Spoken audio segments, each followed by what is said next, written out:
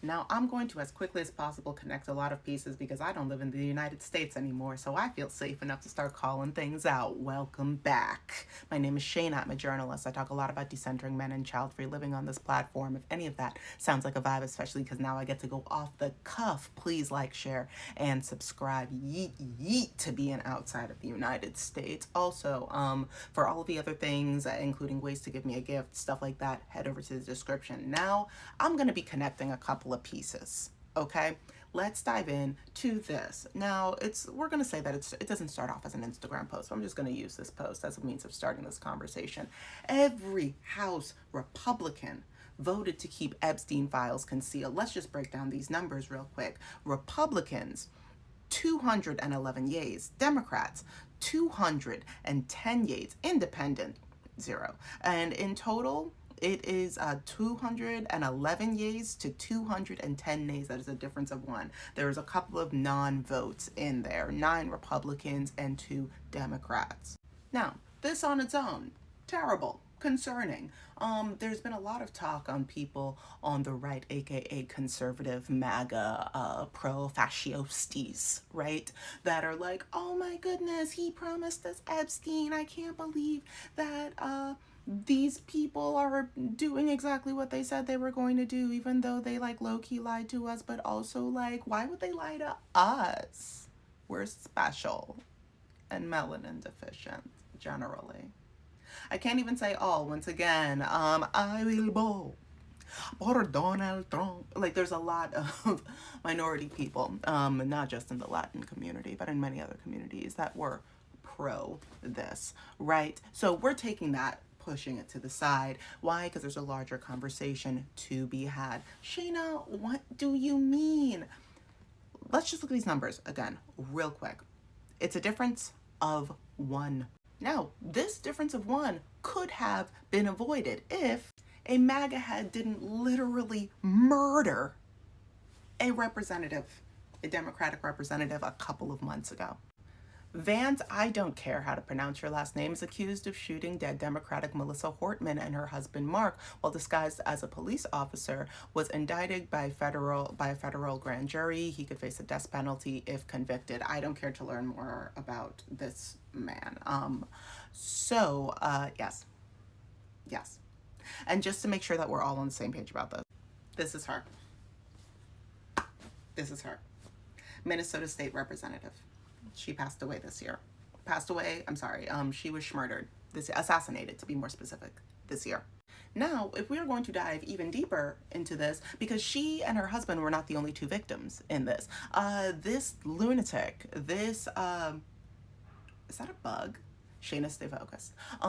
This pawn of the fascismo regimicus that I'm trying to censor things because I know how sensitive these platforms are. So she was not the only person.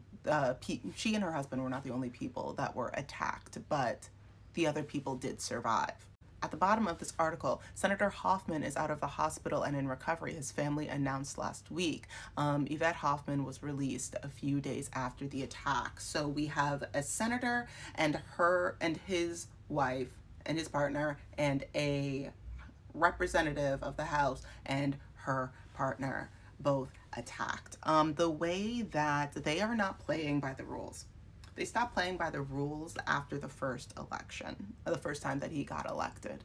Arguably, we've been spearheading our way into absolute chaos long before that. But in case people were confused, we are so far beyond politics at this point. But Democrats are still trying to play a game where they are burnt.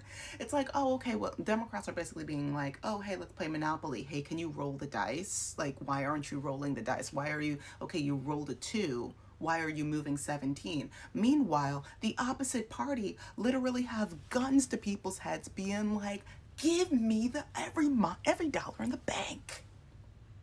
Give me every dollar in the bank, and also give me your house. Not your house that's on the board. Give me your home. I'm talking 123 Main Street.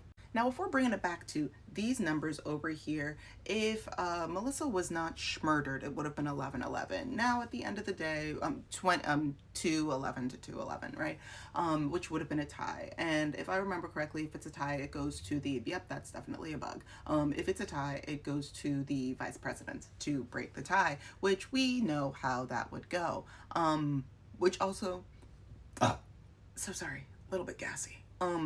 Which also brings me to another article that I think we need to briefly discuss. This article right here: Democrats seize on Epstein files as a campaign issue and chance to rile Trump's base. Now, here's the kicker. Here's the absolute kicker, because as of right now, all three branches of government, including the full legislative, is red. It is red, white, and blue minus the white and blue. It is red as dead can be. So it's a nice idea to try and seize it, but at the end of the day, as Senator Jon Ossoff says, he promised to release the Epstein's files. Georgia Senator Jon Ossoff, a Democrat up for re-election in 2026 in a state Trump won last year, said at a recent campaign rally in Savannah, did anyone really think the sexual predator president who used to party with Jeffrey Epstein was gonna release the Epstein files? No. All these people being like, oh, but he promised. The way that I'm gonna need somebody to learn how to make a critical thinking hat for the people that still try to believe that the right, the alt-right, the extreme right is playing by any form of rules. Even the rules that they made, I said that yesterday and I'm a new person today. I can't be held accountable to what I said yesterday, but you said it yesterday. I have grown since yesterday. So I don't know what you're trying to, you see, like, it is something fascinating, because now we are really at the point, we've been at this point for a while, but I'm wondering what it is going to take for people to realize that you cannot play a politics game with people that are okay with murdering politicians. You cannot play tic-tac-toe with somebody who literally has a knife. Like, and this is speculation, because I think that the people who voted to hide the Epstein files also may or may not have their name or somebody close to their name or whatever. There is a reason why the right, which side is that? I always get that confused. I'm so sorry. I'm still doing the LL. Anyway, sorry. I just woke up. I also am very sleep deprived. Leave me alone. There's a reason why the extreme right, the alt-right, the wrongs of the rights, why they want those files hidden. There's more than just one orange name on that list that we will all recognize. So I'm just curious what it's going to take for people to stop trying to play by these rules that, the rules to a game that they cannot win. You can't win tic-tac-toe when somebody has a knife. This isn't funny. None of this is funny. None of this is funny. I really, really, really hope, pray, and pray that the people that are interested in finding a way out, you find your way out sooner rather than later. Find your way out sooner rather than later, like out of the country sooner rather than later. There are countless ways to do so if you're curious about that. I've tried making content about it on this page. It doesn't do quite as well, unfortunately. I have immigrated to multiple countries. I'm happy to talk about the immigration process, but immigration processes, I guess. But yeah, it's been wild. It will continue to be wild, and it will only get wilder as somebody that is really big into pattern recognition. So please buckle up, stay safe out there.